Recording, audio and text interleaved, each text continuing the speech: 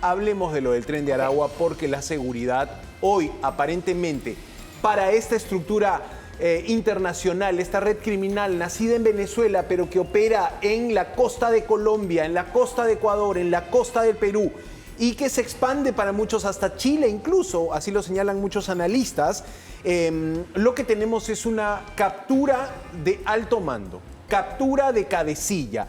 La imagen la hemos mostrado, pero podemos volver a verla, la imagen de Luis Saúl Pérez Nieto, a quien se señala como cercano colaborador del Niño Guerrero. ¿Recuerdas a este líder del Tren de Aragua buscado y que en junio fue abatido, fue bombardeada la choza donde vivía en el estado de Bolívar, en Venezuela? Bueno, esta es la imagen de quien ha caído. Y aquí lo que llama la atención, Lore, amigos todos, es que el presidente colombiano lo presenta como líder del Tren de Aragua de Perú. Vemos la imagen del tuit que puso Abelardo de la Espriella para traerte la fuente directa. Aquí la policía está entre el desconcierto y la rápida investigación, Lorea. Aquí todavía no es que te identifican rápidamente este sujeto como un delincuente conocido en el Perú. Okay. ¿Y a qué voy? Mira lo que reporta la revista Semana de Colombia.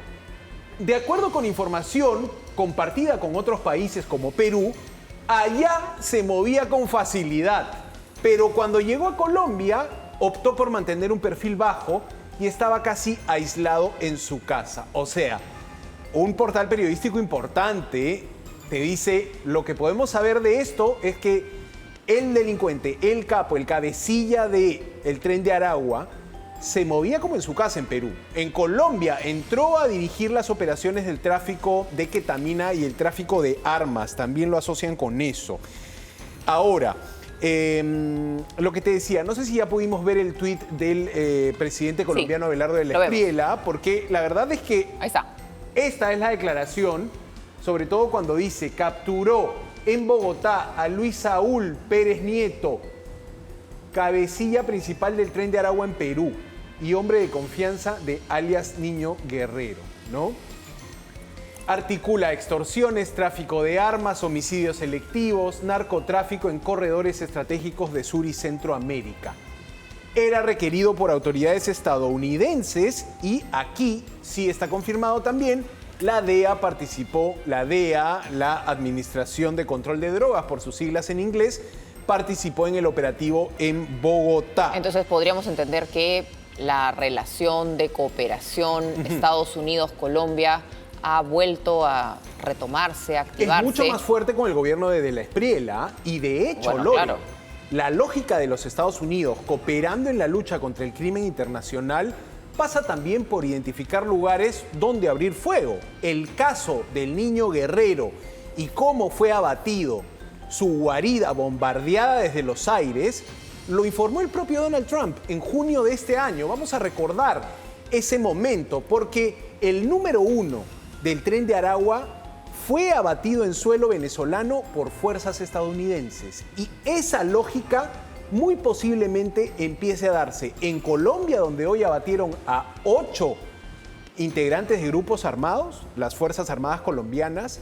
Y ojo que en el Perú la discusión de este tipo de operativos, en los que incluso participen países como Estados Unidos, la discusión aquí recién está empezando, pero vamos a ver y a recordar lo que pasó en junio de este año, cuando el Niño Guerrero fue abatido por fuerzas estadounidenses en territorio venezolano. President Trump said Friday that U.S. forces carried out a strike that killed Hector Rustenford Guerrero Flores, also known as Niño Guerrero, the leader of the Venezuelan prison gang Tren de Aragua.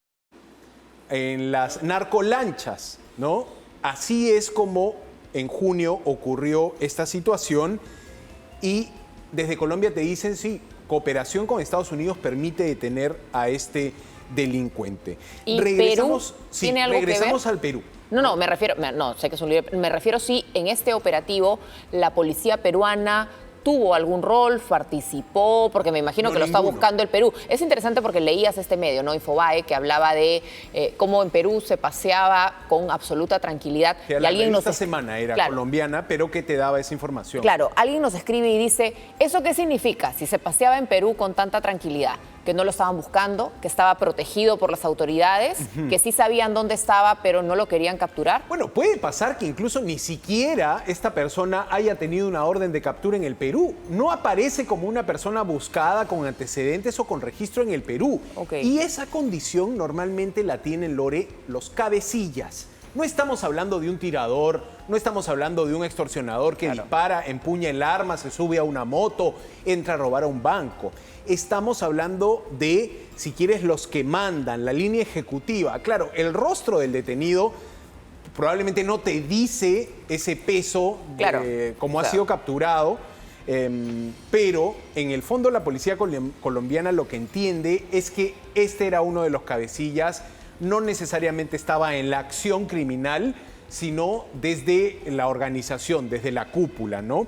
Y claro, lo que pasa normalmente con los cabecillas es eso, que no tienen códigos rojos en Interpol, no están, o sea, pueden entrar clandestinamente, meterse a países, guarecerse, protegerse, escapar de la justicia, y en todo caso, a este detenido, Luis Saúl Pérez Nieto, le llegó la hora en Colombia donde avanza mucho la cooperación con Estados Unidos. A partir de esa cooperación, Estados Unidos-Colombia, para detener este tipo de delincuentes, la pregunta es, ¿y cómo va la cooperación Estados Unidos con el Perú? Hay mucha expectativa en lo que pueda hacer el FBI con la cooperación firmada con la Policía Nacional. Hay expectativa, te digo, pero claro, es un convenio que recién empezó, ¿no? O sea, tiene firma un convenio macro en la primera mitad de este año, pero vamos a ver cómo avanza ese convenio, ¿no? Un dato interesante, regresando al país. Hoy, 27, se vence el estado de emergencia, el último estado de emergencia vigente para Lima y Callao. La pregunta es, ¿el gobierno de Keiko Fujimori va a seguir con la receta de los estados de emergencia? A pocas horas de que se venza el estado de emergencia y el gobierno defina si lo amplía o ya no amplía más estado de emergencia, hablé con Carlos Basombrío, ex ministro del Interior, y me dijo que para él esa medida no funciona. Habló también del ministro actual, César Astudillo. Vamos a escucharlo. Han fracasado año a año, declaratoria tras declaratoria, y todos lo sabemos. Entonces, reiniciar una estrategia fallida, señor Gómez, me parece muy equivocado.